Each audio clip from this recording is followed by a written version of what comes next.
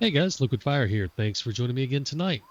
So we're in Way of the Hunter, and we are doing a little bit of a deep dive. I call it maybe a medium dive. Not really a shallow dive, but not quite a deep dive. But we are going to look into some of these new weapons a little bit more. So this is not going to be us going out and hunting and shooting a bunch of stuff, although I see a bunch of things over here we could shoot at. But that's not what this is about. This is going to be taking a look at the new rifles. We'll include the Bergara just to kind of get an idea of some of the way it works. And I also want to spend some time playing with the new collar a little bit. So there's a few pieces that I want to test on it. So this is going to be, we'll call it a deep dive, but we're not going to get into the really true nitty gritty. What we are going to do is take a look at the drop off of the energy as we get out into range. So we know that the game gives us what the muzzle velocity and the muzzle energy is. So whenever you're looking at, say, the 44 that we have up right now, we know exactly what the energy is per round at the muzzle for each of the different rounds. So if we're looking at the HammerDown handgun, it's 2120 joules. If we're looking at the Core-Lokt, it's 1075, and the Barnes expander is 1109. What I want to do is take a look at these at different ranges to kind of get an idea of what type of energies we're actually sharing as we get out into to further ranges. So this is an old save, so this is actually really old. But what this is a setup I have that I use for testing the actual energy drop-off at 100 meters, at 400 meters, at 1,000 meters. So each of these are set up basically in a straight line. And I just point at the hill over here, turn on our hunter sense, and I have a specific mark here. So I point at this mark, and I get to about 100 meters, and I pull the energy readings. And then I will go back out this way. As we head further out, there's a tower another 300 meters out, and another tower that's about a... I'm surprised you can't see them, though. But there's a tower that's 900 meters further out that's actually marked, and there's one about 300 meters out. And what it does is allows me to set up into and against the wind. So when I'm really doing this, and we're not going into the full detail tonight, but if I were really doing this, then I would take my readings here, here, and here, and then I would go to the opposite side, take them from here, here, and here, average those out, and that's how I get the 100, the 400, and the 1,000 meter ranges.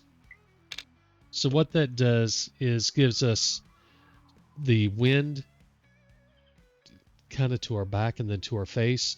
If it's sideways or whatever it is, it's always going to be counteracted.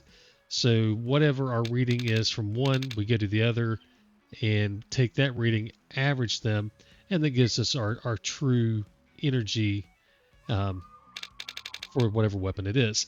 We're not doing that. I don't even have the wind up. We're just wanting to kind of get a rough idea of what the drop-off is. So right now we're at the 100-yard mark. Gosh, can't talk.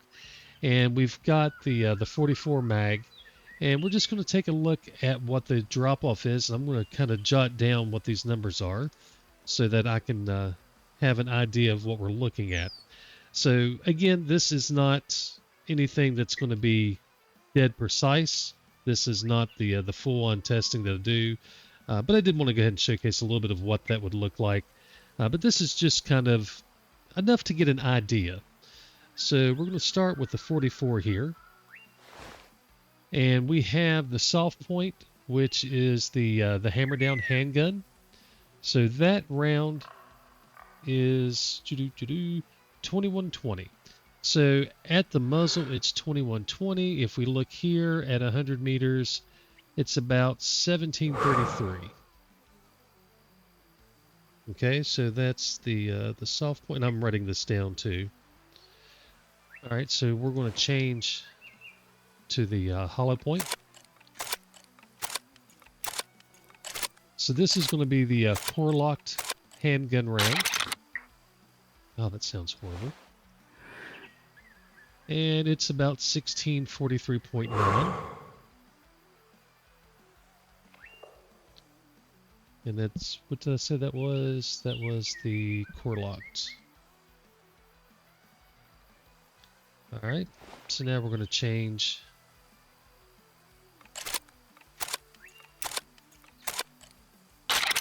We don't need to load all of them.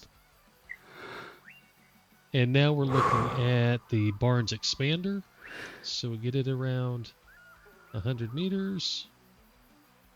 And it's 883.5.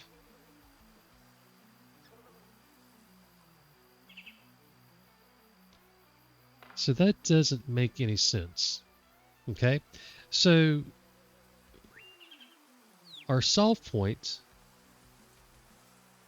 H1, H2.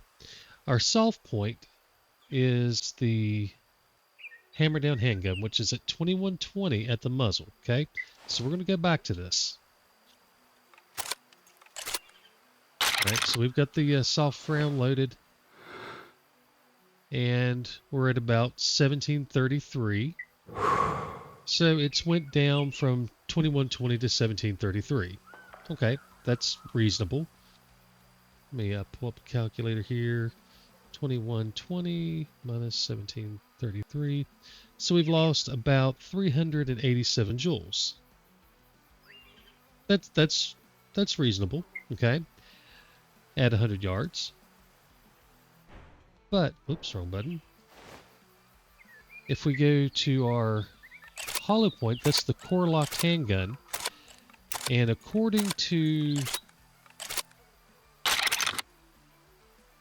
the encyclopedia, that should have 1,075 joules at the muzzle.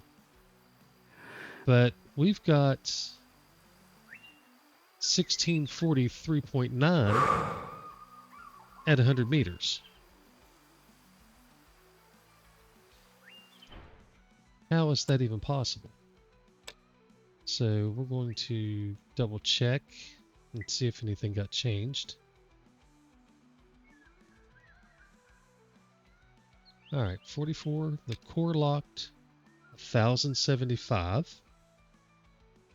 Okay, so that's the Core-Lokt, which is our H1, 1,075. Our Barnes expander is 1109. That's our H2. And our HammerDown is 2120. So there's nothing any different from what I originally pulled. Interesting. All right. So that tells us that we've got some issues here. The H1, which is the Core-Lokt, is much more powerful than what it says it should be. So I'm going to try to... So at 0.4 meters, it's 2120. It's the same energy as the soft point.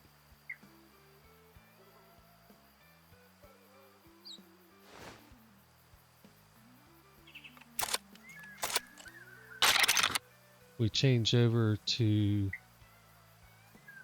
the Barnes expander and see it's 1109. So that makes sense. And if we change to the soft point, it should be around 2120 as well.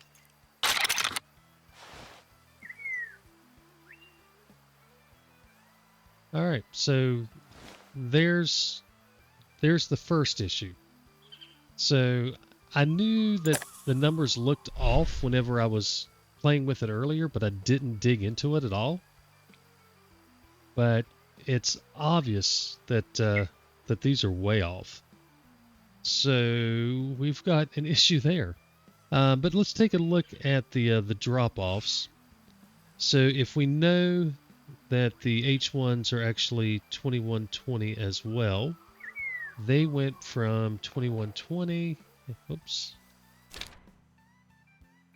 2120 all the way down to 1643.9, which is a 476 joule drop versus the 387 joule drop of the soft point. And our Barnes expander went from 1109 down to 883.5,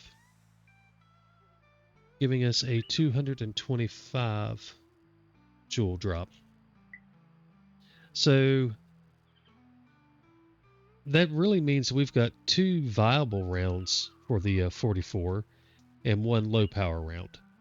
And it looks like the soft point is probably going to hold energy longer, and then the hollow point is going to drop it a little bit faster, and of course the Barnes expander is going to drop it the fastest. Well, it's going to drop the most in terms of overall power because it's starting out so much lower. So we were at 100 meters. Yeah, at 100 meters, the soft point was 1733. The Core-Lokt was 1643, and then the expander was 883. So basically half the energy. Okay, so that's kind of what I'm doing. I'm not going to walk you through all the math and everything for each of these. What I will do is show kind of pulling the numbers, and I'll pause things, and then I'll just kind of run through the numbers. But I did want to showcase definitely that there's an issue here, and this may not be the only one. I knew that it seemed to be a little off, but I hadn't spent the time to dig into it yet, so I did want to go through that. All right, so I'm going to go to another rifle here, and we'll get those readings.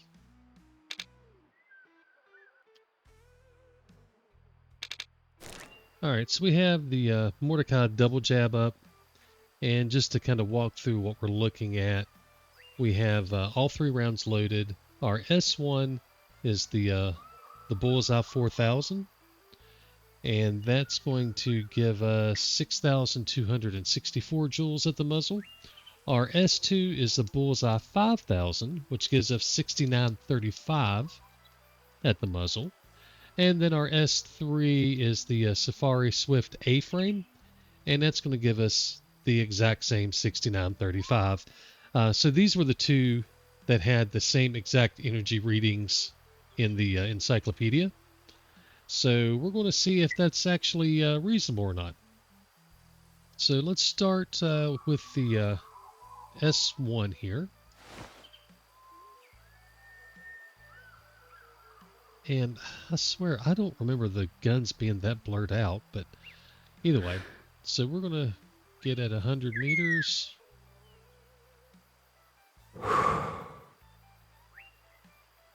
So it looks like, well, hang on. 5567.6. 5567.6. All right. We're going to go to the Bullseye 5000s.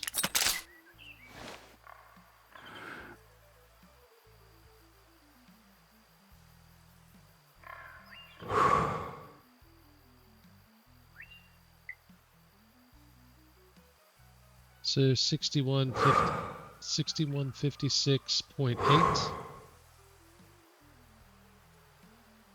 And now let's go to the Safari Swift A-frames.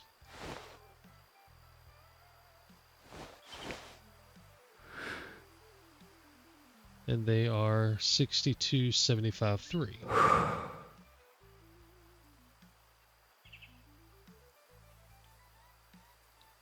So they are definitely more powerful than the Bullseye 4000. Let's jump down to the ground and pull our readings for the muzzle. So at the muzzle, we are at 6935.2. and that's for the Swift A-frame.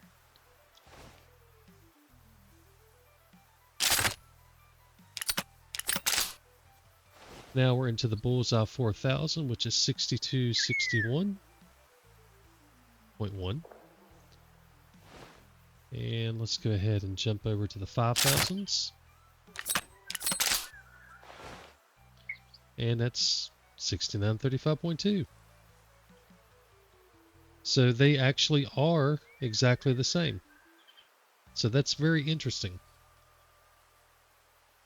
All right, so give me a second. I'll go ahead and do some math, and we'll cover what we saw. Okay, so looking at the 3 different rounds, the Bullseye 4000, of course, is the weakest round, starting out at 6261 at the muzzle. Well, 6264 according to the encyclopedia at the muzzle, but pointing at the ground, it was 6261. And the drop off at 100 meters was 693 joules, bringing it down to 5567, which makes sense. It's the weakest round. It's going to have, a smaller number. The next two, which have exactly the same energy to begin with, 6935 joules at the muzzle, or 6935.2 looking at the ground, which it's interesting that those were pretty much exactly what the encyclopedia said, to where the 4000 was a little bit different. I'm going to go with the encyclopedia for reporting purposes, but in here, the drop-off for the first one was 693.5. The drop-off for the Bullseye 5000 was 778. And the drop-off for the Swift A-frame was only 659. So at 100 meters, you actually have more energy out of the Swift A-frame than you do out of the Bullseye 5000. So that's only part of the equation when you start thinking about how the weapons work. So depending on the cavity, that's where you start getting the breakdown between cavity damage and penetration damage.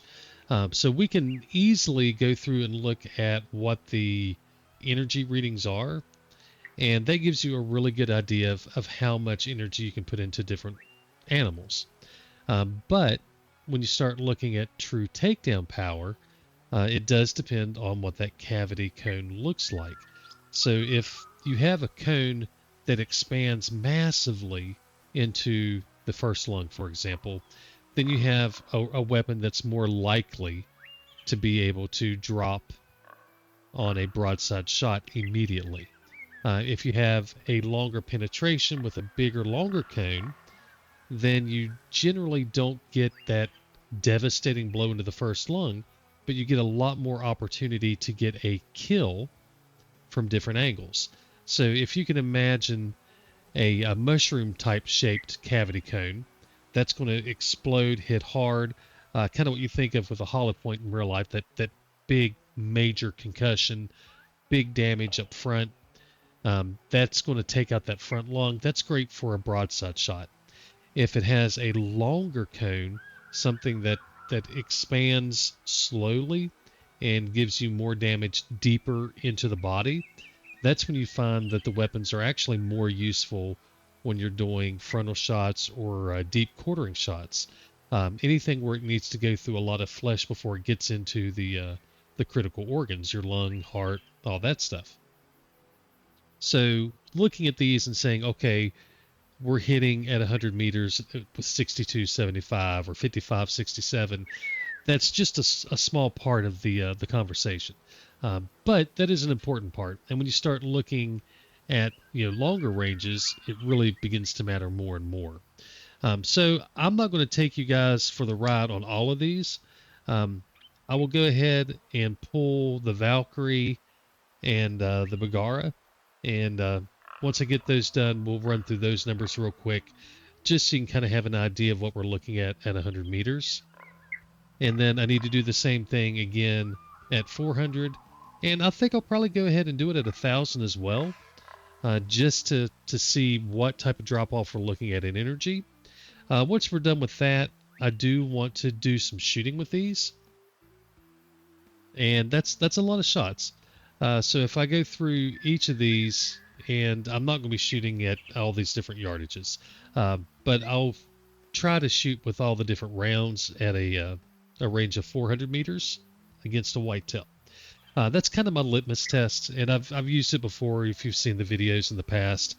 That's kind of my test of whether or not the rifle is kind of a solid rifle for deer hunting. And yeah, the tier sixes should be. It shouldn't care. But that's kind of my litmus test. If it can easily drop a deer at 400 meters, I call it a fine rifle. If it can't do it, then you have to start being a little more cognizant of the energy. Uh, Before today, the only rifles that had any issues dropping deer was obviously the 22s. I mean, they're I think that should be a given. But the 30-30 with the managed recoil was the only rifle that wouldn't drop a deer single shot, lungs only, broadside at 400 meters. That's going to change. I don't know if the 224 will. I haven't played around with it enough to really make a good guess. The 44 definitely will do it with the rifle round. It probably will do it with the Core-Lokt as well, since it's hitting so much harder than the encyclopedia says. I think there's a good possibility that it's going to be able to do it too. It's going to kind of depend on the cone, but it's going to be close. It's a little bit weaker at 100 meters, so I'm sure it'll be a lot weaker at 400. And the rifle round was already pushing the limits pretty hard, so maybe it don't. We'll see. Either way, it's definitely more powerful than it looks like when you look in the encyclopedia. All right, so let me pause this, get some numbers together, and we'll catch back up. All right, so I finished up the 224 and the 300 PRC at 100 meters. So with the 224 Valkyrie, the what was it? Oh, hang on a second. Sorry, I forgot to write down the names.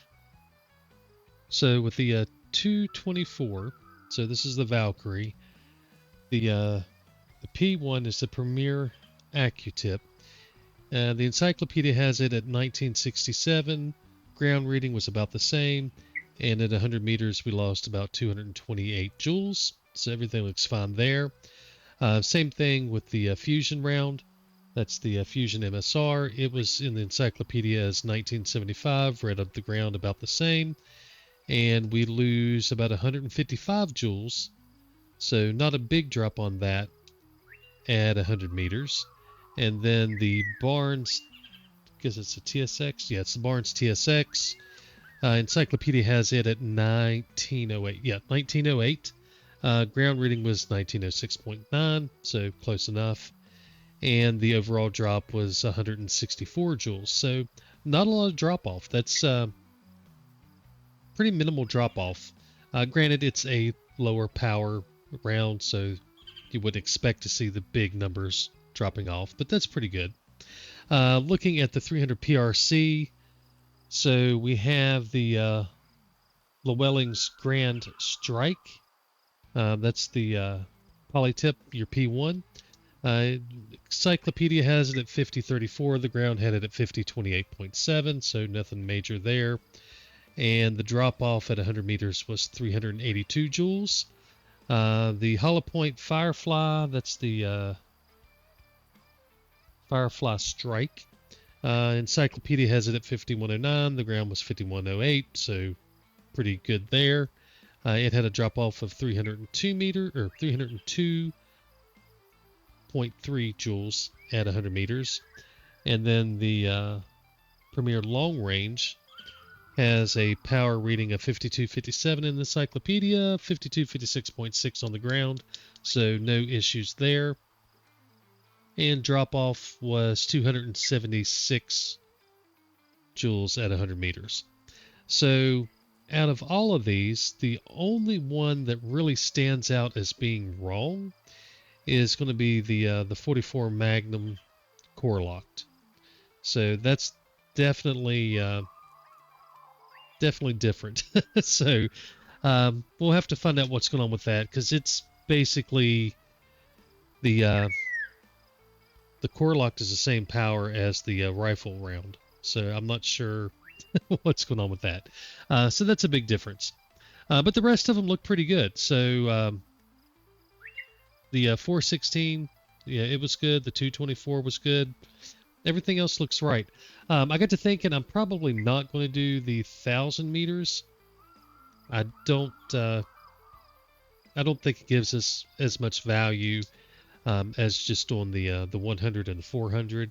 The 100 really kind of gives us an idea if anything's really wrong, which the 44 Core-Lokt definitely showed up as wrong. And that was really looking at the ground as much as anything. But I do want to see what the drop-off is at the 400 meter mark, simply because that's kind of, like I said, that's my range. That's where I like to see how effective these different weapons are on deer. So I'm going to run out to about 400 meters and see what type of drop-offs we have and what our overall power is. Again, this is not exact. I mean, you see, we look at a range and we read what the number says. It's not exact. But B, I'm not accounting for wind at all right now. So there could be more or less joules. It's not going to be a significant amount, but there could be more or less energy than what I'm saying. And again, what we're looking for isn't to get the precise numbers. It's to kind of get a good feeling, to get an idea of what we're looking at, and to expose any major issues like we saw with the Core-Lokt for the 44. So I'm going to pause things again, and I'm going to run out to the 400 meter mark and pull all these numbers again. And when I'm done with those, we'll jump back and update where we're at.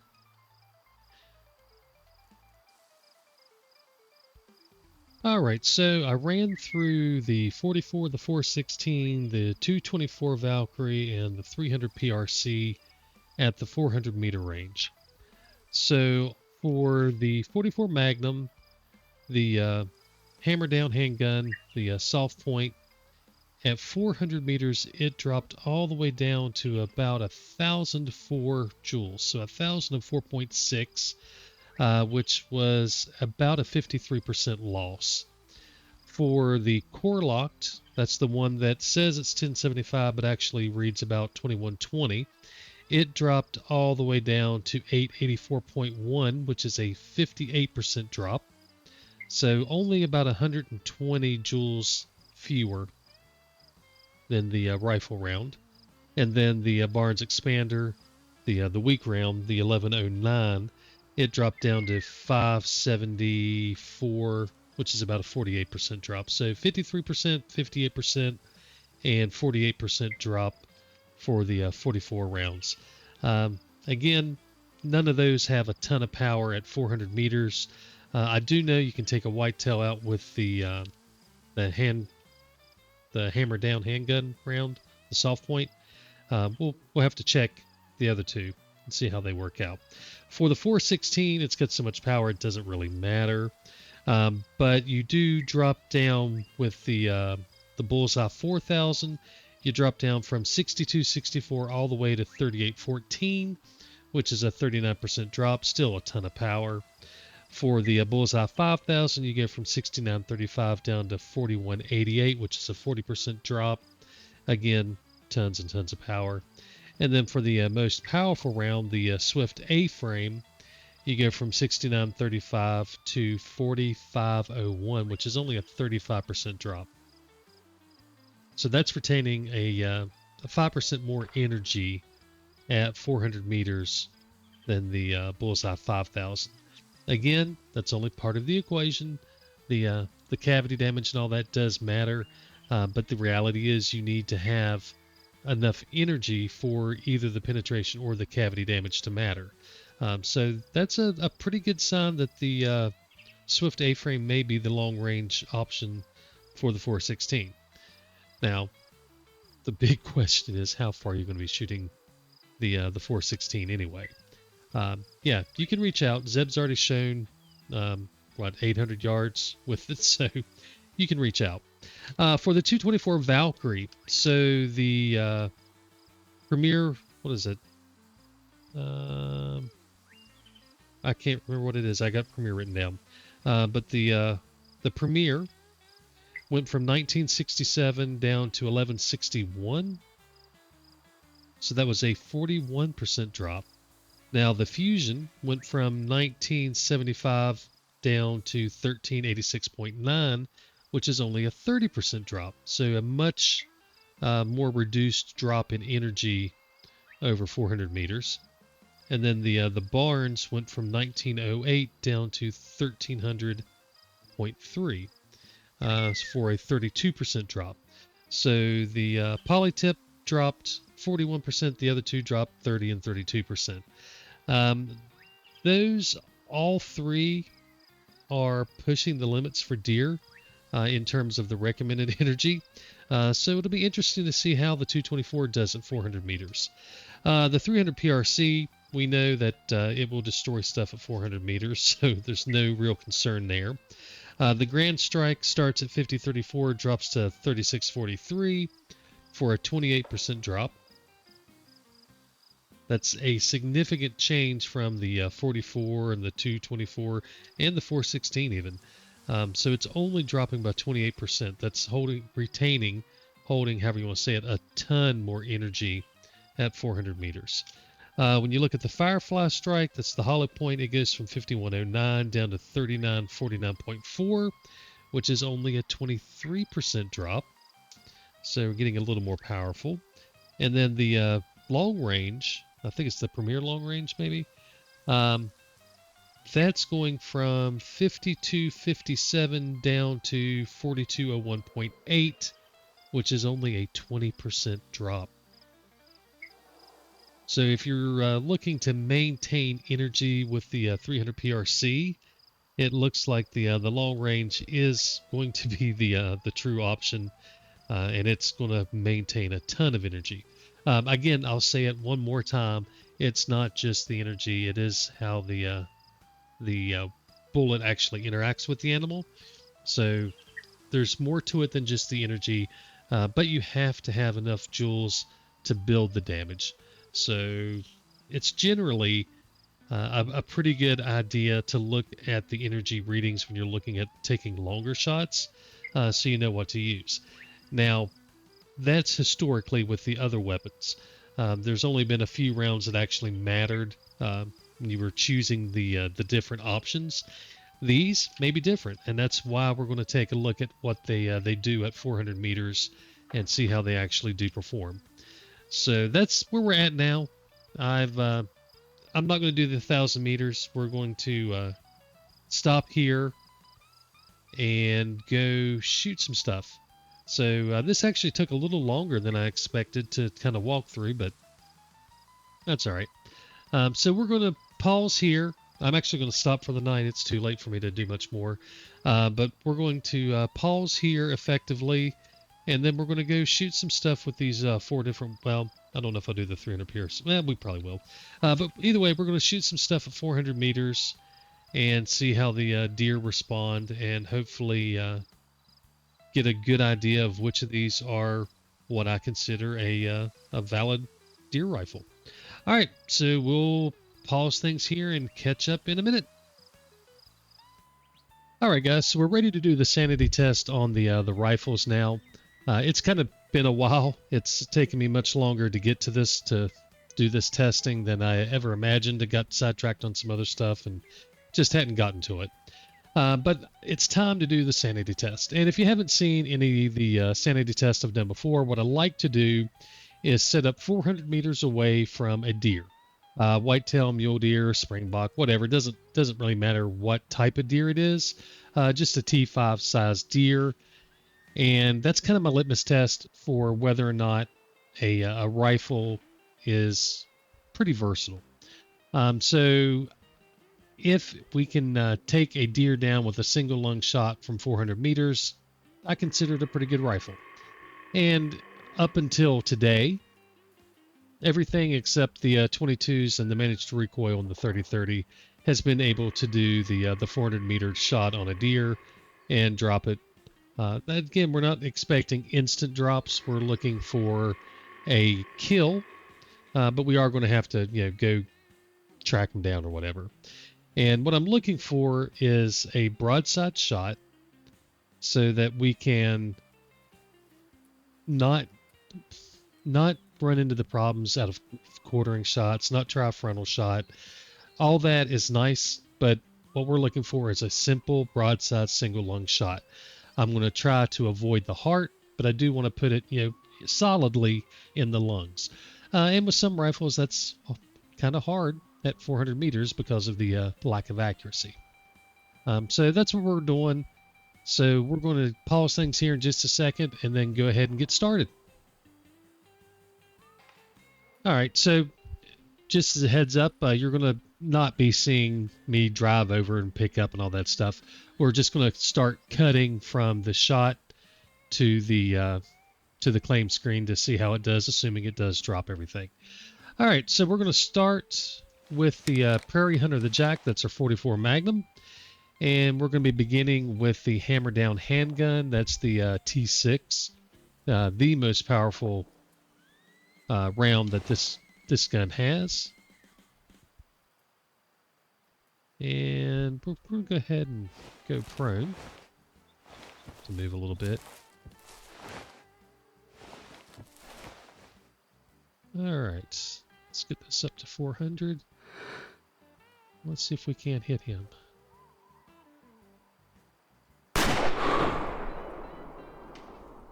All right, that looks like a solid shot. His head did not... Oh, there it goes down. Okay. I was like, really? He didn't go down? All right, so I'm going to go pick him up, and we'll go from there. All right, so this may be a little bit jarring, but I did want to go ahead and look at the blood. So we've got medium amount of blood, air bubbles. So we know it went down, so we're just going to go ahead and pick it up. I'll pause it and be right back. Okay, so we found our deer here. Go ahead and claim him.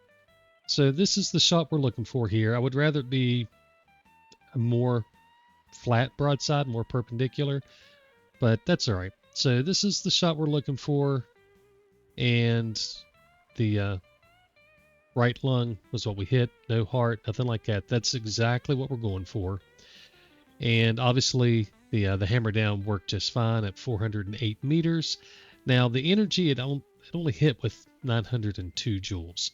So that's not a lot of energy. But the good thing is the cavity cone was fairly large.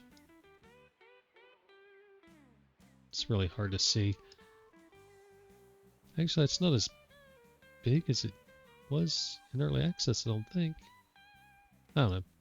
Either way, the cavity cone was right in the lung, and that's what we're looking for. We did not get into that second lung,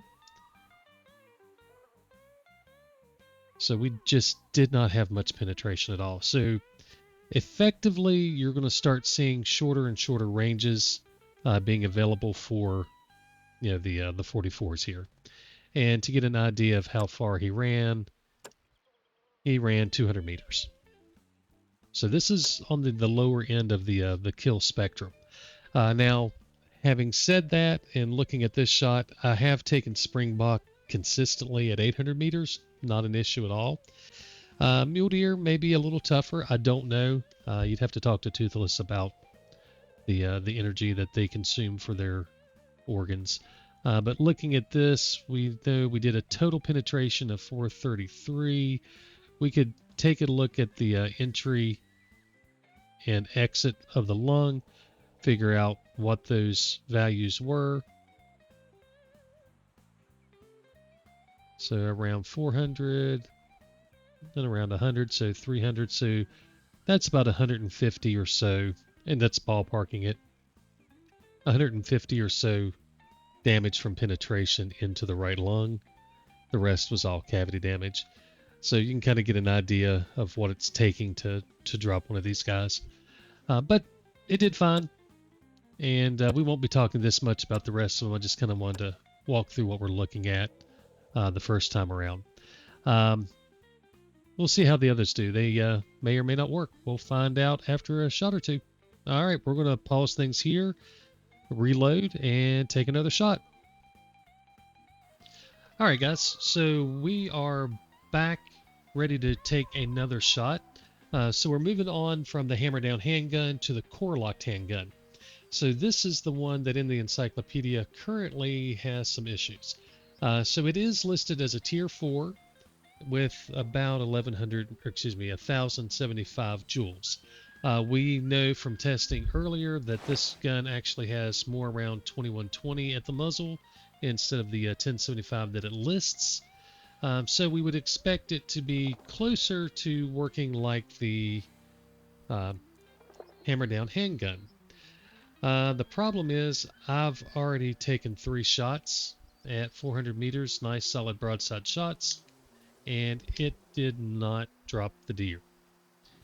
So what I'm going to do is move into about 300 and see if we get a kill there, just to see what we get.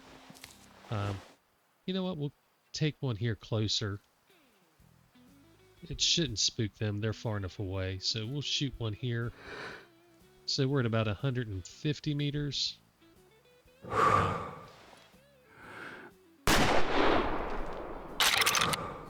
And that should be just fine. Yeah, he's going down. We can see the head dropping here. So we're going to go pick him up. And I won't pause to do this. We'll just go pick him up. And then we'll take around a 300-meter shot at another deer and see how that works out. Right there he is, getting ready to drop. So you can tell that's not exactly a super fast kill. So we're not getting the same type of energy distribution into the organs with the Core-Lokt handgun as we were with the HammerDown. We'll see what happens at 300. It may work, it may not. If it doesn't work, I'm not going to try to get any closer. We're just going to call it a fail and move on. So we should be around 300 here.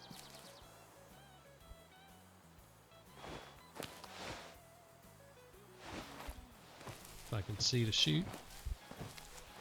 There's a little open spot here. Now they got grass on front of them.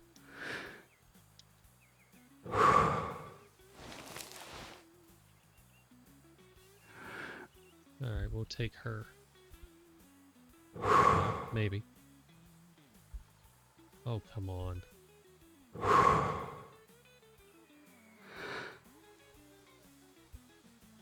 Yeah, now she's moving.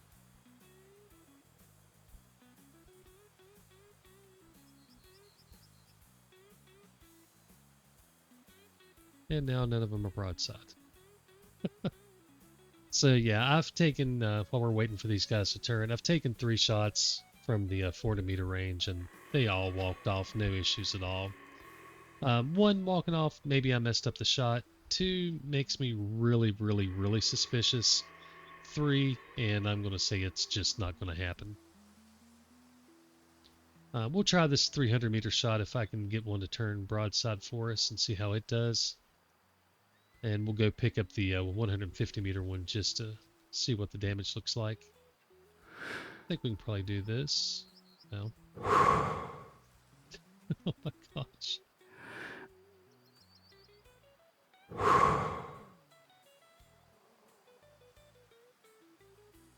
Alright, here we go.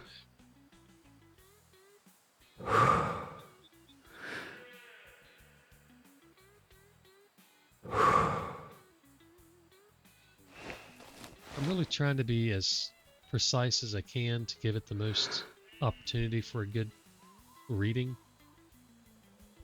Alright, let's go ahead to him. That's a good shot.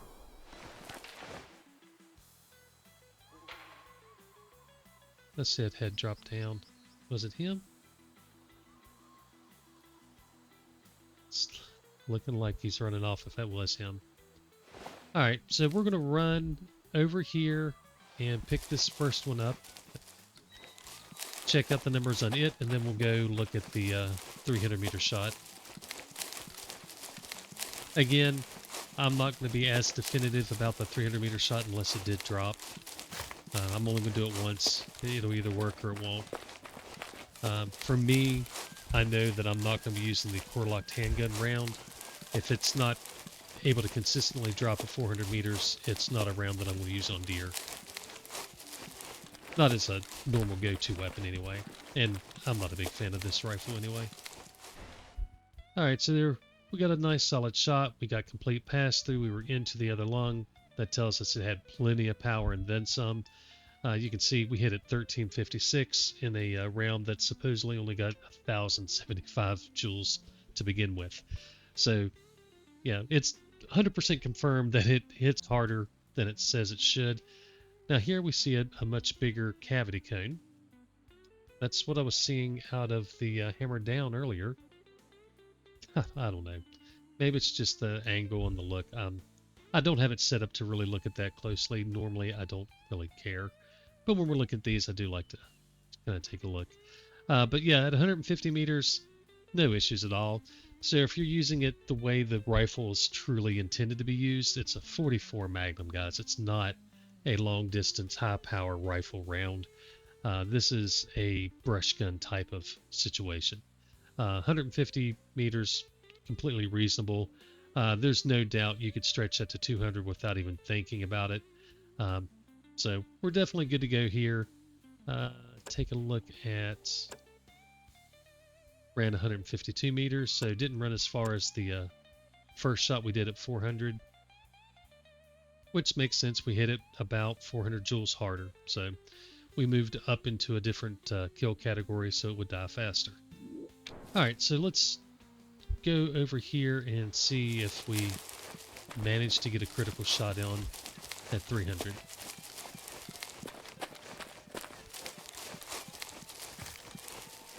I have a sneaking suspicion that it walked it off. The Core-Lokt handgun was losing energy at a faster rate than the HammerDown. So at 400 meters, it lost 120 joules more. So it's going to be a lower energy rating, and yeah, it survived. Maybe it wasn't a perfect shot. Maybe it was quartering a little bit, but I felt comfortable with the shot. I felt like it should have been in the lungs and good enough.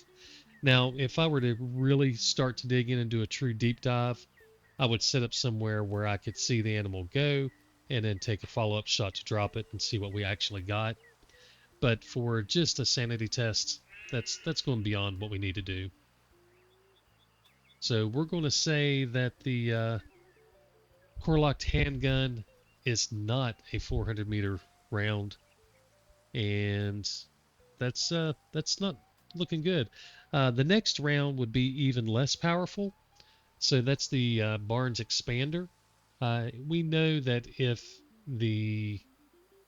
Well, I'll try one, but I have zero expectation of it working. I'll shoot once, see what happens, and we'll go from there. All right, let me pause things and we'll be back.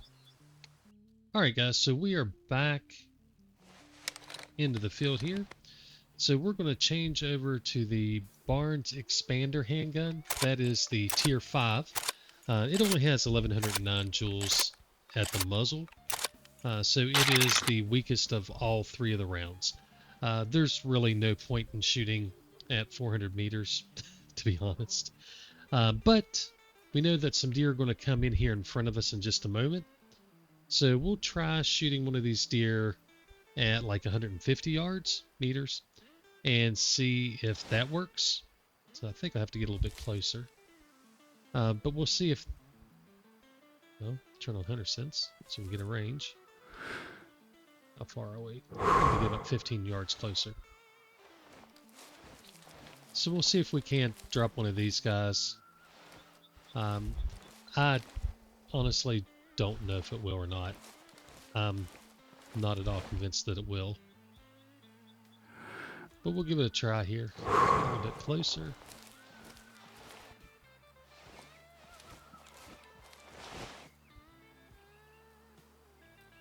we'll go ahead and shoot one at, you know, the 400-yard range or whatever. Alright, so we're 162. That'll work. Alright, that's a solid shot. And he does not care. He is just bouncing on his happy little way. So yeah, there's no point in stretching it out to even 300 meters. It doesn't work at 150. So yeah, there's our thoughts on the Prarie the Jack, or whatever it's called. I think it's Prarie the Jack. Prairie Hunter the Jack, that's what it is. There was a fox up here though. Wonder if we spooked him off. Oh, there we go. Let's see if we can take a shot at the fox.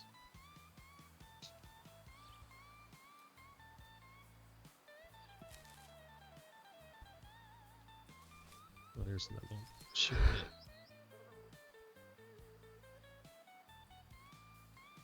No, we can. God. Oh, seriously? I don't have a shooting lane. There we go.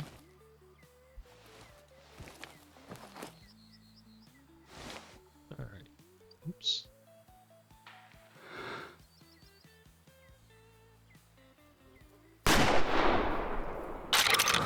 Wow. Where's my red? There we go.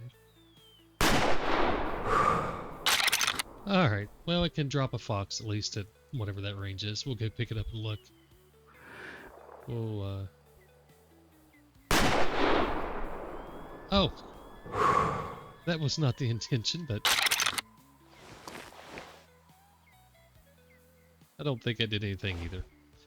Let's go check out this blood from the first deer we shot. We know it ran off, so...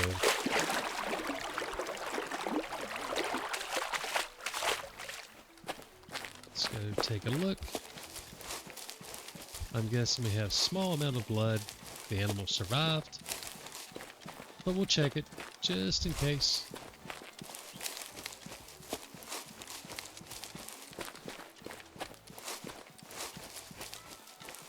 Yeah, so small amount, animal survived. That was 150 meters with the Barnes Expander handgun. Not exactly what you're looking for in a deer rifle.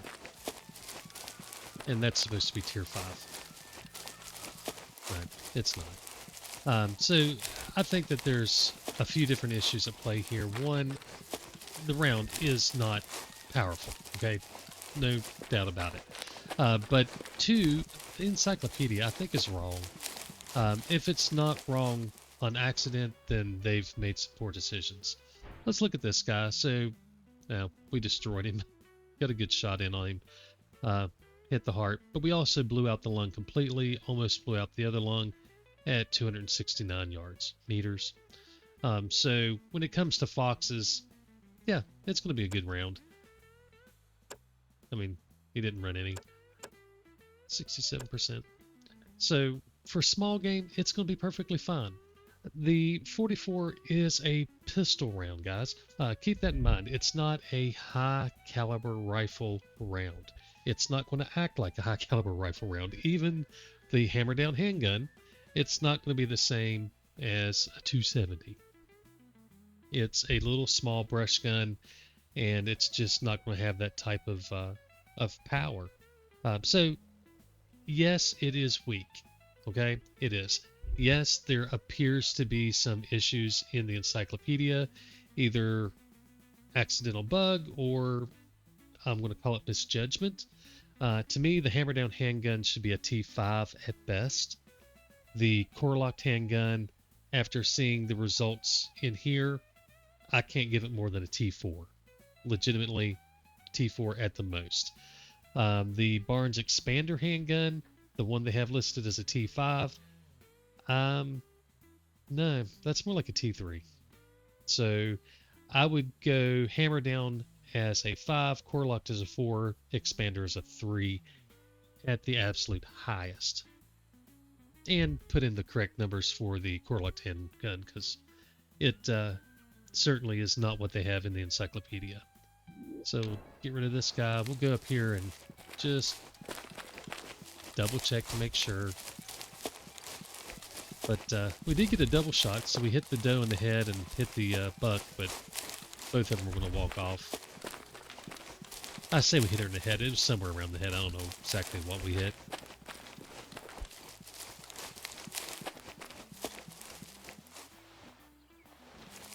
So yeah, there's a little bit of blood there. Small amount. Animal survived, of course. And then we're going to have a small amount here. And even had that been a better round, we may have done the same thing since we clipped one.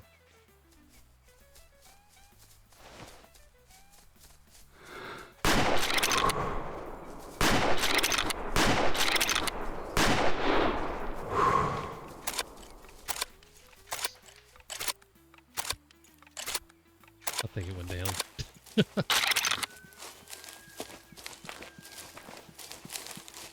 Oh, I could be wrong. Maybe it didn't.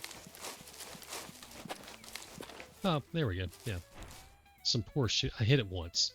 All those shots, and I never got it down again to hit it again. But it's fine for stuff like this. You know, small game, it's great. And I was actually wanting to showcase the good thing about this gun, and that was the speed that you can shoot. Try to have it zeroed a little more reasonably to what you're trying to do. But you can shoot fast.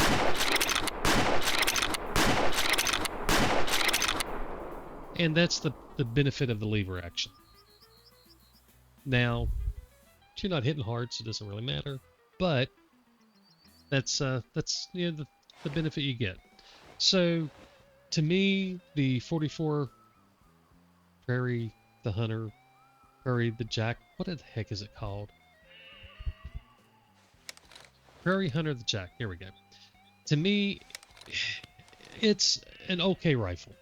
If you use it the way it's intended as a short brush gun, it's perfectly fine.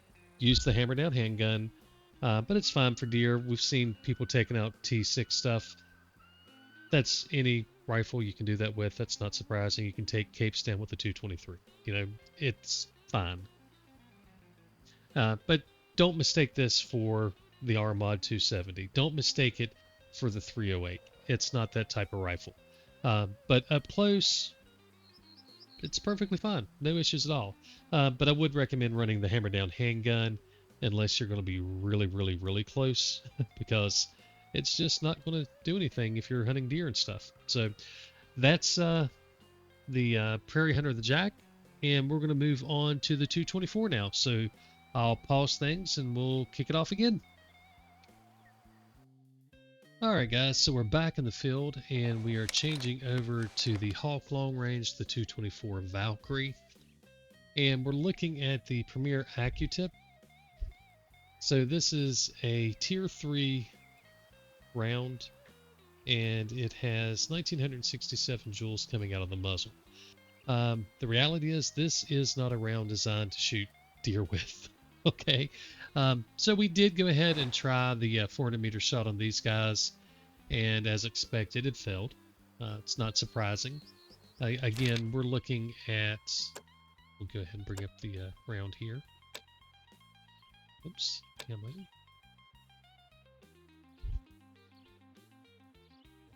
it's not at the bottom here.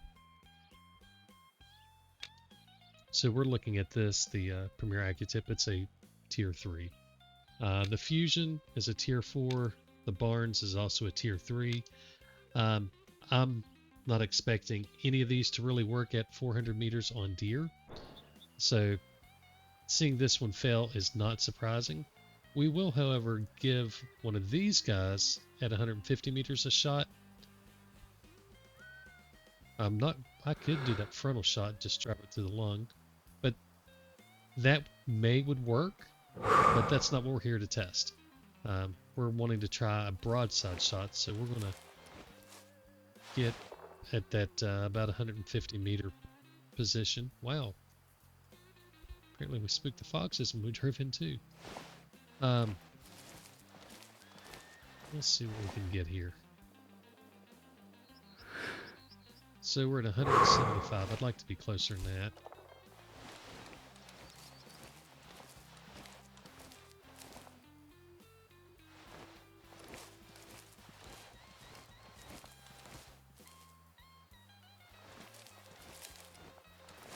How far are you? 68. That one's behind a bush.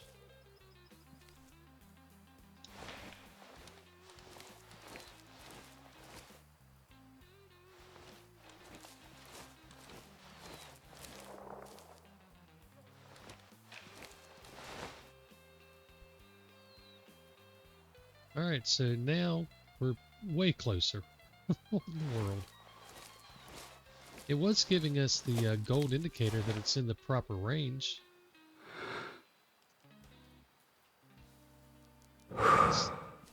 Back, how far is she? So that one's 163, he's 143, so...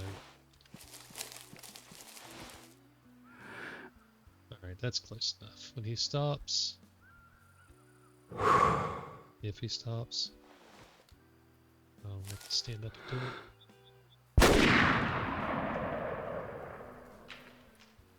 Don't know if that's going to work or not.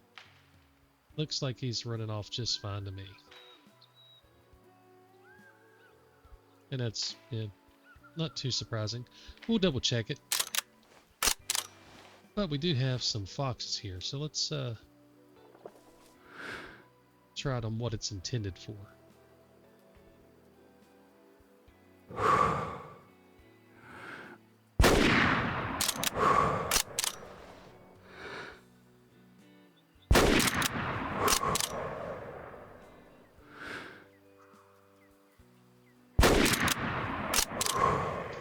Even the headshot didn't work.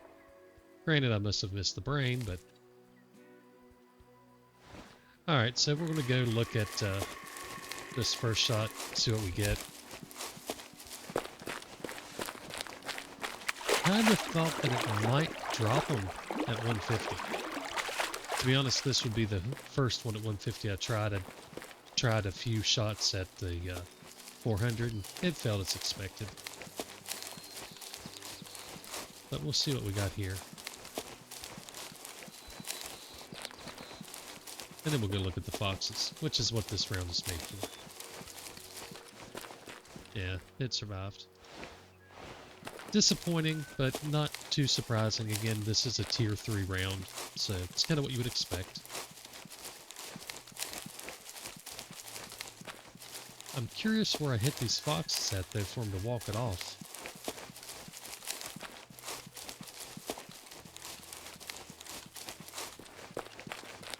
You can definitely tell a big difference shooting at longer range, the speed of this round versus the speed in the 44. Alright, so here's the first one. Wow.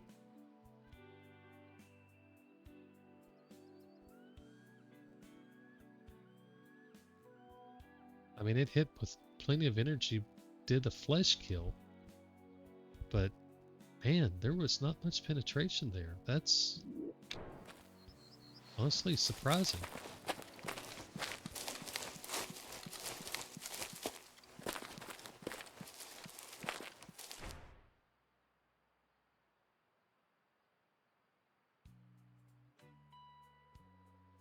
So we just brushed her. Just brushed her.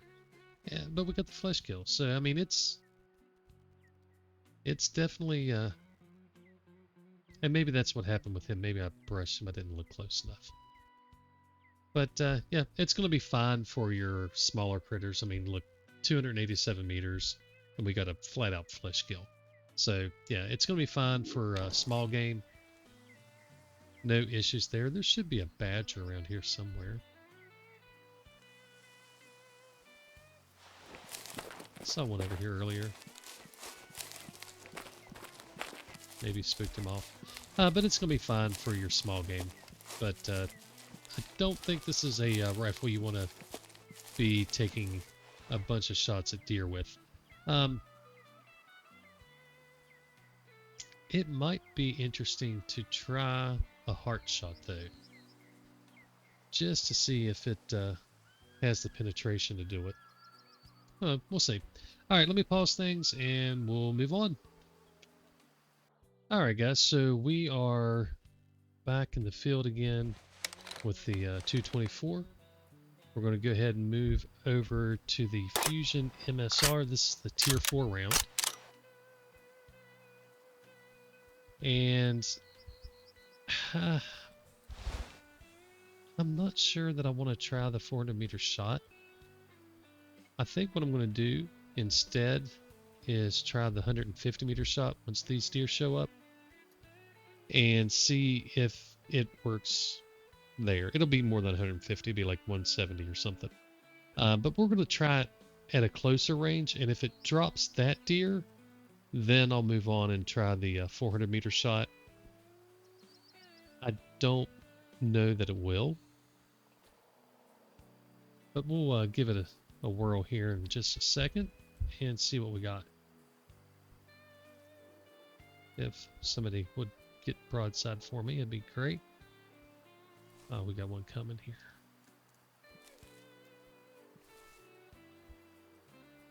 Alright, one of y'all needs to stop running and get broadside. Seriously.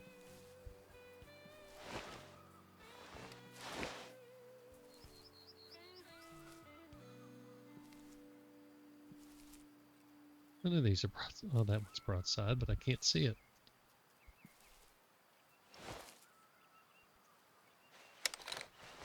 Alright. Oh my gosh, I don't have any of them. Now we do.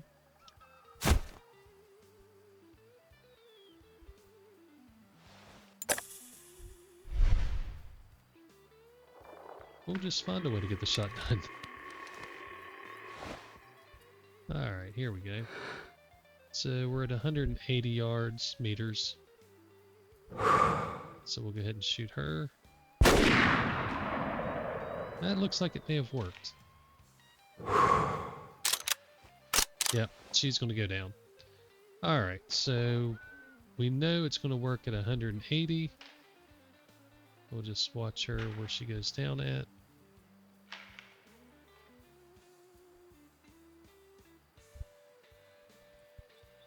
If she ever goes down. Should be any moment now. Alright, she's slowed up. She's going to lay down. We'll go ahead and mark it. So she's going to lay down and die there. There we go. And we'll go ahead and try one of these. Just under 400 meters.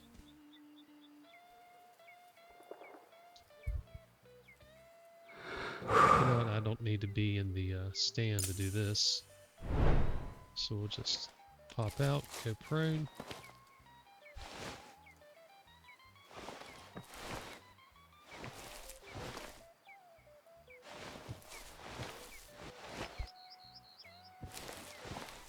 Alright.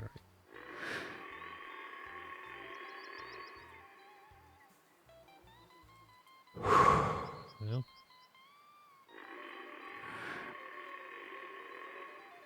Oh, of course you lay down.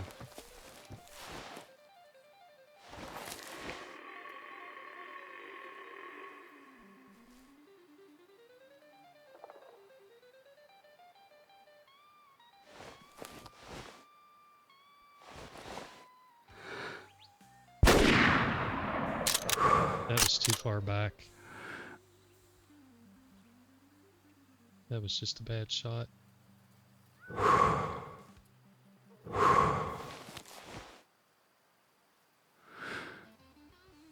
Now let's try one of these foxes.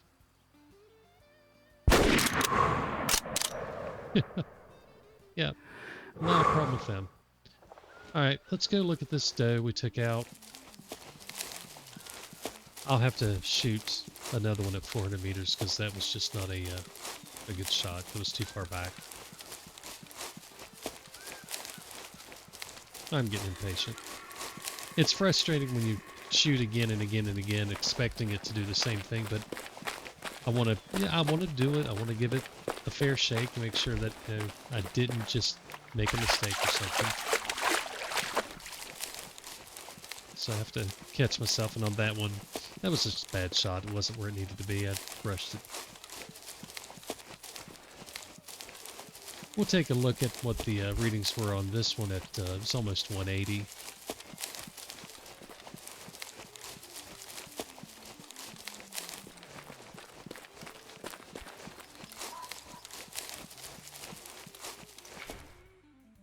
So, look at that. At 180, she was just fine. We got passed through into the second lung, so I definitely need to give the 400 meter shot a good attempt, because this was fine. And dear Lord, look at the size of the cavity cone on that. For a 224, that's insanely large. I saw that earlier and it just didn't seem right, but yeah, I mean, that's a huge cavity cone. But yeah, I mean, you can tell with this one, she's going to work out to 200 meters, no issues. Let me pause things and give the Fusion MSR a good 400 meter shot and see what happens. So I will be right back. Alright guys, so we are back in the field again, pulling out the 224 and changing our round over to the Fusion MSR. And we're going to try to give these guys a nice 400 meter glove tap to the lung. If we can find one that's standing, it'd be preferred.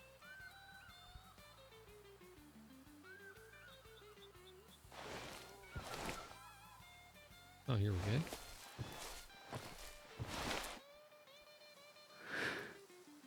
Oh. That's not what we're looking for. One of you guys stand up.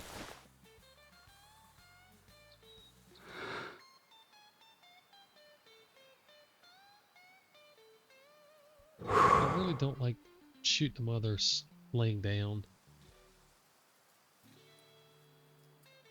Oh, here we go. Oh. Alright, how about you?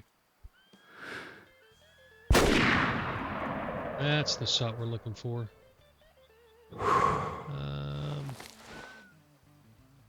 Sure looks like she ran off. Y'all aren't gonna spook? Alright, let's try through your shoulder.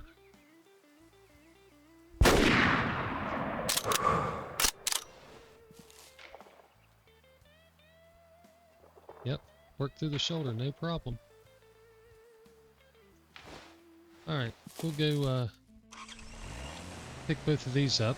Well, pick this one up anyway. Actually looks like he's still running. Alright, we'll go see if this was a lethal shot and then we'll go find him. Lord, he's still walking.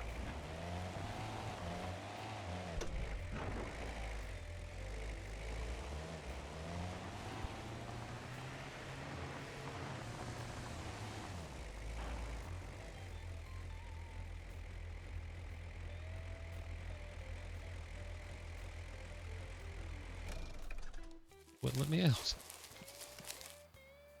Oh, it did die. Look at that. Alright, good. So we've got 2 down. And I got stuck in the Jeep for a minute. Alright, so we're going to have to go track this guy down. And then we'll have to go track the other one down. So that's good news. So the Fusion MSR absolutely is viable at 400 meters. Alright, so we've got the deer here. So this is the doe. Ooh, I almost got her in the heart. At 400 meters, still had 1,312 joules. And certainly more than enough energy to do the deed. So that's good news. Fled 189 meters. Alright, so that's a win. That's a win for sure. All right, I'm going to go find that other deer. All right, so we found the first deer was shot through the shoulder. And again, solid lung shot. Easily could have hit the heart. I just missed. The cavity damage was all applied before it made it to the heart with that slightly quarter. Well, that was a good quartering shot. But the good news is the Fusion MSR 100% qualifies as a fine deer rifle. So that's a little surprising. It impresses me. I truly wasn't expecting that. I don't think that it's something that you're gonna be taking super long shots with, but we've seen. I mean, that's good cavity damage there. We've seen it do just fine at the 400-yard mark, so that's a win. We're going to jump over next to the Barnes TSX. Just going to pull up the. Oh, they need to organize this better. So the Barnes TSX has 1908 joules. It's a tier 3. So we should expect about the same performance as we had out of the Premier Accutip. But this is one of those where the Fusion MSR is a paid round that makes the rifle worthwhile for deer hunting. All right, so we're going to jump back, try this one, and be right back. All right, guys, so we're back in the field with the Valkyrie here. So the Hawk long range. We'll change over to the hollow point, the Barnes TSX. I've tried a few rounds down at the 400-meter mark, and they've walked it off, which is what we'd expect. It's a tier 3 round. We are going to go ahead and try to take out one of the closer deer, and we'll give the 400 another shot just for fun. Just waiting for these guys to show up. But I don't think this one's going to qualify as a solid deer rifle round. Again, it's a tier 3. I don't expect it to, and I'm not disappointed by it not doing it. It's completely reasonable. This is a small game type of rifle. But knowing that you can carry the Fusion MSR with you kind of opens up your options. So if you're doing some small game hunting and run across a deer that you want to take out, you definitely have a round that's completely capable with the Fusion MSR. Yes, you do have to buy it. It is a paid round. It's not the free round, but it's going to work for you. So these guys have shown up now. Let's go ahead and pop this guy right here.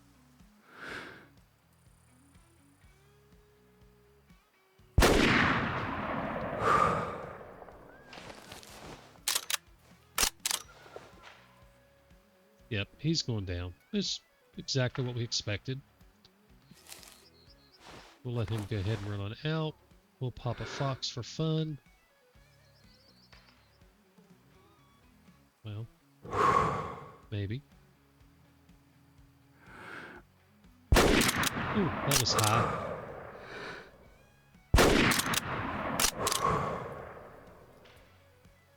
Alright, so those two are going to go down.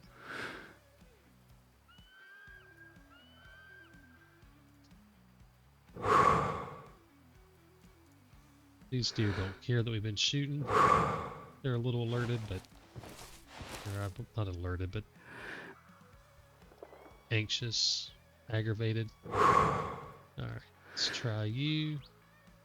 That's a solid shot. He's going to bounce it off. Alright, let's go look at what we did do. Alright, so we found the deer. So this is the one we shot at 190 yards. And again, plenty of power. So kind of exactly what we expected. He ran further because we were shooting at the foxes and stuff, so the run distance is way up there. But that's what happens when you take additional shots when they're already injured and going to go die. They get that spook.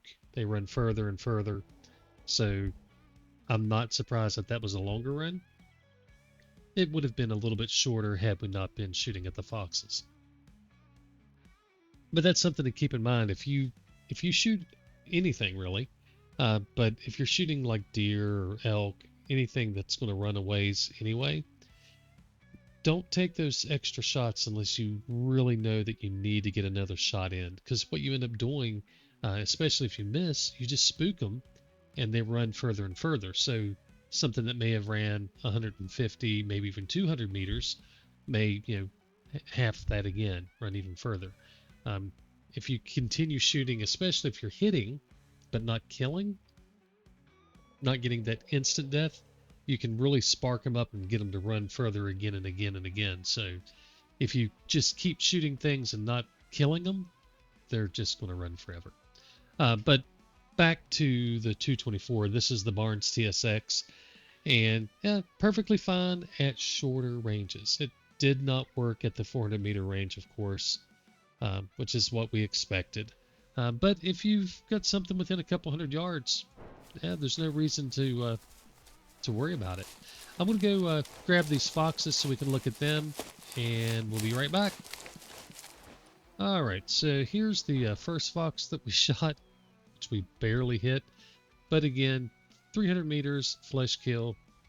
Yeah, it's a good round for small animals. The problem I have with it is the accuracy. It's just not very, I won't say it's not very accurate. It's accurate enough, but it's not in that Armad SSG M1 monoblock. It's not in that range. It's not even in the SM12 range. It's a fine, I mean, just, you can look at it. I mean, it's not a huge 100-cent dot, but it's not exactly what I would expect out of a high accuracy type of round. This was a little better shot, and you can see we didn't really hit the lung, but the cavity damage just destroyed it. So yeah, it's a perfectly good small game round. I think they missed the mark. I think it should have been more accurate. To me, when you're looking at a 224 Valkyrie, this is the type of round that you are just expecting to be extremely fast and accurate. And it's definitely fast. It's not inaccurate. It has that 90 pixel size. So, I mean, it's accurate enough to be fine. It's not like you're going to miss stuff. I mean, you saw we had no issues hitting things. But it's certainly not in the top 5, which is really where I think this should be. It's twice the size, or twice as inaccurate, however you want to look at it, as the top 3. So they have a diameter of the 100-cent dot. Let me get back to the rifle here. So when you look at the 100-cent dot there, the diameter on the monoblocks and the SSG M1 is 44 pixels. This one is 90. So it's more than twice the size, and that's just not what I would expect out of a highly accurate round. But it's accurate enough. I mean, we're hitting stuff with no real issue. It's not a tack driver. So from a deer hunting perspective, and that's kind of my litmus test here, the 400 meter shot does not work with the Premier Accutip or the Barnes TSX, but it does with the Fusion MSR. That is a paid round, so that's kind of a mixed review on this round, or this gun. It's fine for small game. It's definitely got plenty power to shoot them as far as you want. You're not going to have any issues. If you can get the shot on a small critter, it's going to go down. You may have a little bit of trouble if you're taking really long shots at small game, but at the same time, it's hard to pick up small game at a really long distance anyway, so probably not something that you're really going to have to worry about. So we'll give it the thumbs up. It is a solid deer round with the Fusion MSR. So very versatile. So that's a plus. All right, so we're going to jump from here and go into another rifle and see what we get. We'll probably do the Bergara next, since it has the scope, and we haven't done it since it released. So we'll go ahead and do the 300 PRC up next. I can already tell you the answer is, yeah, it's going to take deer at 400 meters without any question at all. It's a T6, and it is more accurate than the 224 is. So that'll be a quick one. We'll have a rundown, but we'll do all 3 rounds, and we'll watch all 3 of them kill stuff, is my suspicion. If it doesn't, then I'm going to be flabbergasted and probably complaining a little bit. Alright guys, so we're now going to jump over to the Bergara, the B14 Wilderness HMR. It's our 300 PRC. And I don't think we should have any trouble at all with getting this one to drop some deer at 400 meters.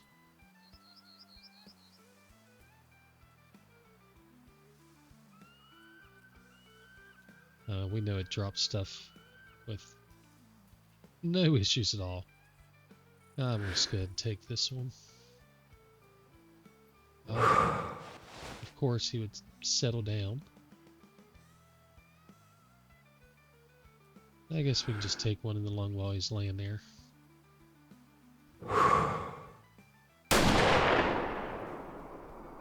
That should do him. Yep, that goes down.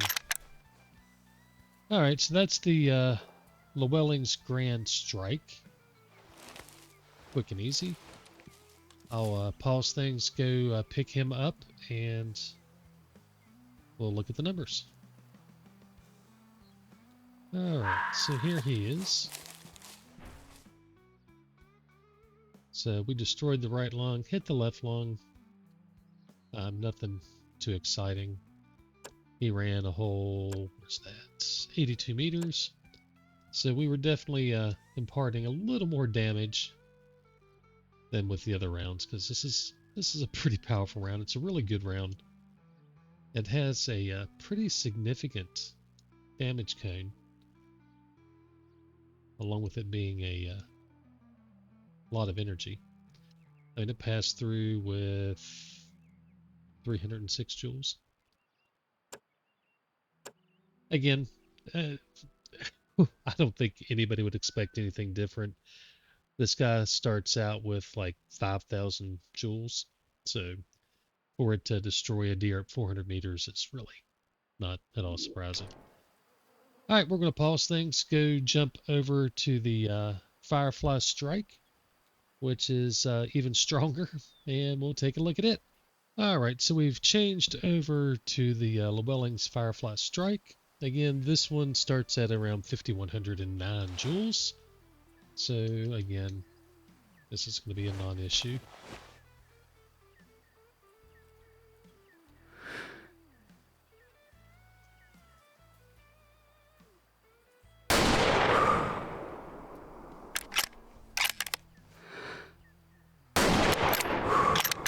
We'll go ahead and pop 2 of them.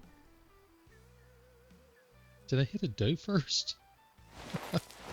We got deer running around all over the place. I can't remember. Maybe it was a doe. Either way, we're going to pause things and go pick it up. Alright, so there that is. That's the one that just stood there. But it gave us a really good, nice broadside shot. Again, you can see it's got a really big cone. I mean, this thing, it's got some power coming through it. We hit at 3,790 joules at 400 meters. I don't think there's much to say about it. It's going to destroy anything it hits. Ran 69 yards. I don't think anybody should be expecting anything any different. The stove should be right, yeah, right there she is.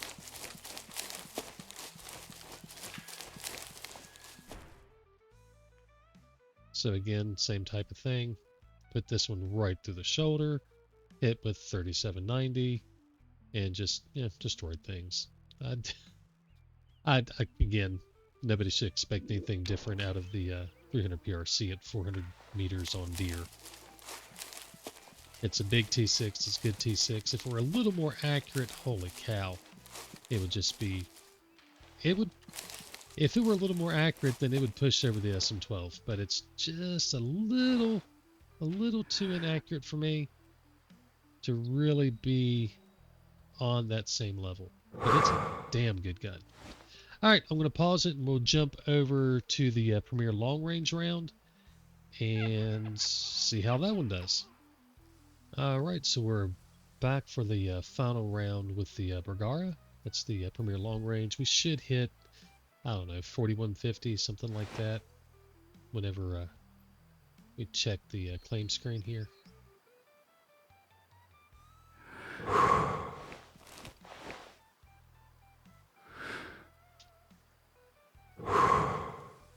We'll just do him. That's a little further back. Should still be good in the lungs. Yeah, there goes his head.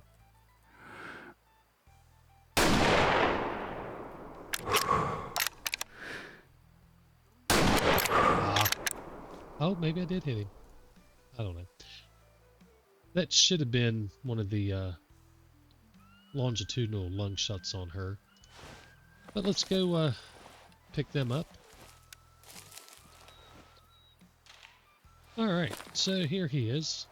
Apparently I hit way back because he took off forever. Yes, we hit it way back in the lung. Still, I mean, blew out both lungs.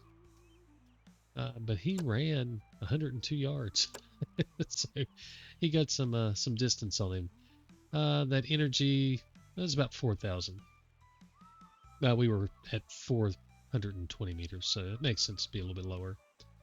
But again, I just destroyed him. Wasn't any risk. Didn't have to worry about it. Just hit somewhere where there's an organ and he's going to drop. We'll go up here and look at this other one was shot. Oh, it wasn't male. But there's the longitudinal lung shot, so we're going to just destroy the lung with that. I mean, when you run it through the lung like that, it's just over.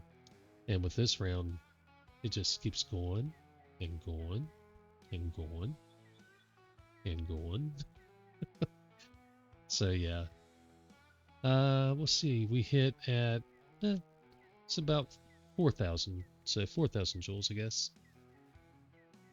So that's pretty solid.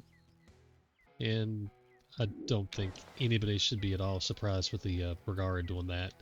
We know it's a solid gun. To be a free gun, they really did give us something decent. Alright, so we're going to jump over to the 416 next. It might be a little bit harder because I do want to do the 400 meter shot, and catching lung with no scope at 400 may be a little more challenging. But we're going to go through and do it. So we'll pause things and be back in just a minute. Alright, so we're back and we have the Mordecai Doublejab. We're going to be starting with the Lewellings Bullseye 4000, which has about 4,600 joules coming out of the barrel. So we won't have any problem with the energy. We may have some trouble actually hitting anything though. So we're going to try. We are going to live by hunter sense here. And I want to make sure I'm looking at one that's standing up and standing still, preferably. So let's see what we can do here. Oh, just completely missed. Let's try again.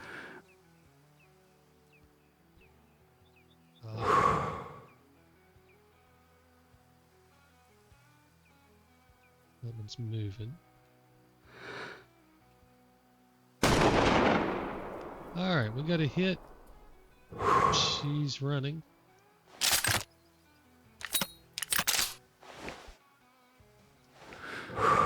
Oh, I was going to say if he's going to stand there, I'll take another shot. But...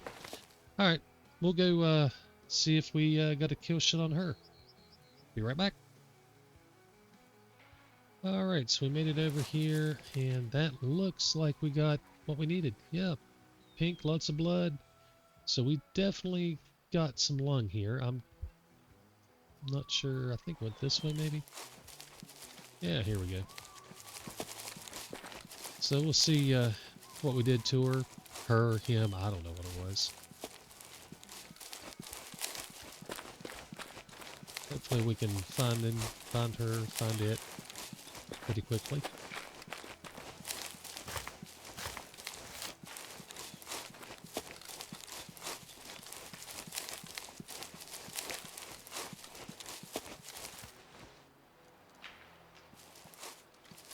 Oh, there it is.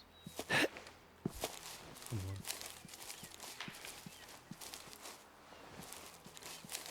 on. And there she... Yep, it's a she. There she is. Hey. Right through the bone, through the thick of the shoulder. And we only hit it 3,500 joules. Wow, I thought... Oh, the first round is the weakest one. So there's the weakest round destroying the deer. And not at all surprising. Even going, you know, through the scapula, through the shoulder.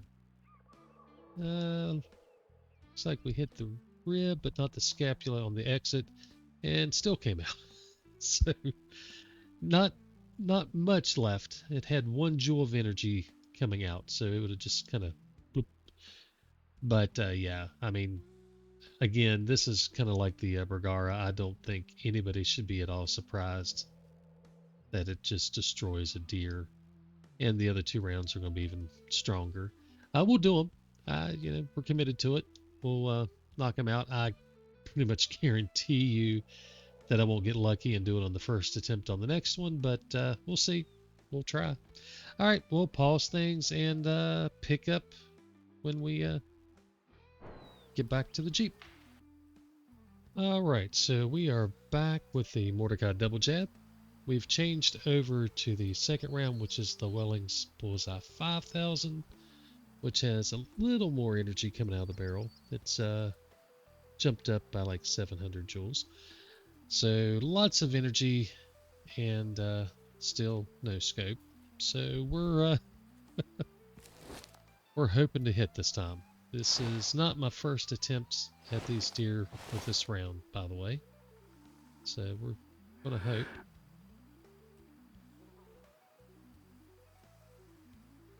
Come on. What's going on?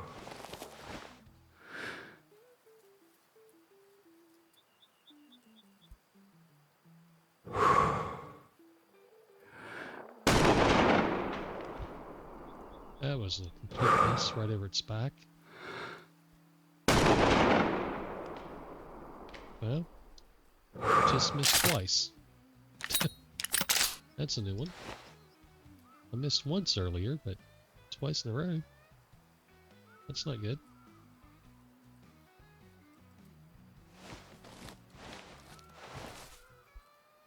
Now, why did that show up red?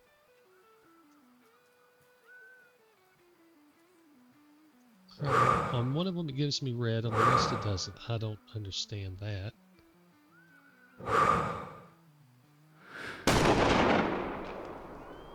I don't know, we hit something. They're still standing there. I'll shoot again if I can. I think we buckled one. I think we got one. Pretty sure we hit 2. I don't even know. Either way, we're going to pause things, go pick up at least 1 deer. I don't know. We're going to do something. Alright, so we definitely dropped 1. I don't know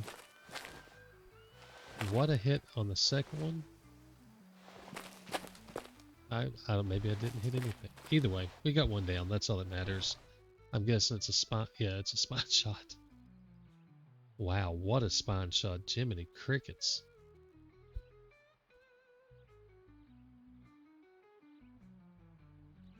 Man. And you want to talk about how the density of bones impacts your bullets. This thing hit with 3,700 joules at 413 meters. I actually thought it'd be a little higher than that. We are in the 5,000, aren't we? I thought it'd be over 4,000. But we only hit with 3770. Oh, I wonder if I didn't pass through another deer before it got here. I don't know, I have to look on the ground. Either way, we hit plenty hard, but look how quickly the bone stops that bullet. I mean, just dead in its tracks.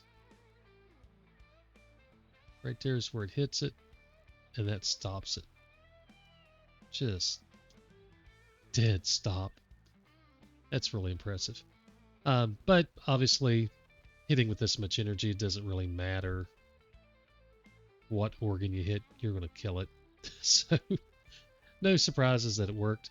Let's get rid of that. No, we don't have any other blood, so it was just that one.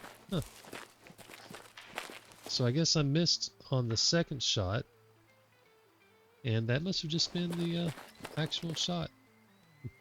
Alright, anyway, we're going to pause things here, go grab that third round, and hopefully we hit something on the first attempt. We'll see. Alright, so we're back with the Mordecai Doublejab, and we've changed over to the Safari Swift A-frame. That's the longer range round. It starts out the same as the Bullseye 5000 at about 6,900 joules, but it maintains a lot more at, well, 5% more at distance, so it's a little better for long range shooting if you're going to stretch things out with this gun, which I do not recommend. But we're committed now, so we're going to see if we can't hit one of these deer here. Oh, we hit one. Oh, we hit two. Oh my gosh, back to back. And we dropped that one in its tracks. So I guess we didn't hit the lungs. Either way, we're going to go pause things, run over there, pick these up, and Lord, there's another one there just slowly moving around. Oh, it just fell over. Look at that. That's convenient. So they'll be right together. All right, we're going to pause things, go over there, look at those, and be done with the Doublejab. So there's our first shot. Is that two or one? That's only one. So we'll pick this guy up and look at him. I think this is maybe our second shot. Yeah, let me flex a little bit with that. Yeah, that's a hard shot with the Doublejab at 411 yards. That was totally on purpose, and I completely planned on that to happen. Just go ahead and take a screenshot of that. Good Lord, what luck. Jeez. I couldn't have made a better shot if I were using the Armad. I mean, that's just perfect. Good Lord. Let's see. So it hit with 4,130 joules. So good, solid shot. Lots of damage. Again, I don't think anybody should be even remotely surprised at what this round is doing. It's just destroying things. It's huge. That's what it should do. Alright, so that, I believe, was the second shot. This will be the first one where we hit something and she ran. So we hit some organ. I'm guessing lung. Yeah, that wasn't too bad. Look at that. We were low enough to be at the heart. So 4193 joules. We were at 398 meters. So, I mean, again, I don't think there should be a whole lot of surprise. Wow, that came out with 51 joules. I don't think there should be a whole lot of surprise with the damage that the A-frame's doing. It's a 416. Of course, it's going to drop deer at 400 meters. So I this was kind of just because I said I would do it more than discovering anything. Um, I will say, from a personal note, the rifle is great. It really is. But you don't want to be taking 400-meter shots with it. Not because of it being weak or anything like that. You just can't see anything. It's just it's so hard. Those shots without the hunter sense dot, yeah, I don't think I would have been nearly as successful as quickly. There's no chance, actually. That's just, it's so far. And the bad thing is, you just can't see. I mean, just look. If you're shooting at, like, that's 530 yards, the animal is behind your iron sights. You can't see anything. So, not a great weapon for long-range shooting, but it's got plenty of power if you want to. You can stretch it way, way, way out. We've seen Zeb already crack 1.1 kilometers with it. I did a 936 meter shot. Yeah, it'll kill anything you hit. It's just a matter of hitting it. So that's about all I can say about these guys. So we're going to jump over and actually start taking a look at this e-collar. Actually, what we're going to do is we're going to stop this video here because it's already 2 hours long almost. So we will stop this, get this uploaded, and I'll go ahead and separate the collar testing into its own video. So part 2 to come. All right, thanks guys. You have a good night. God bless and happy hunting.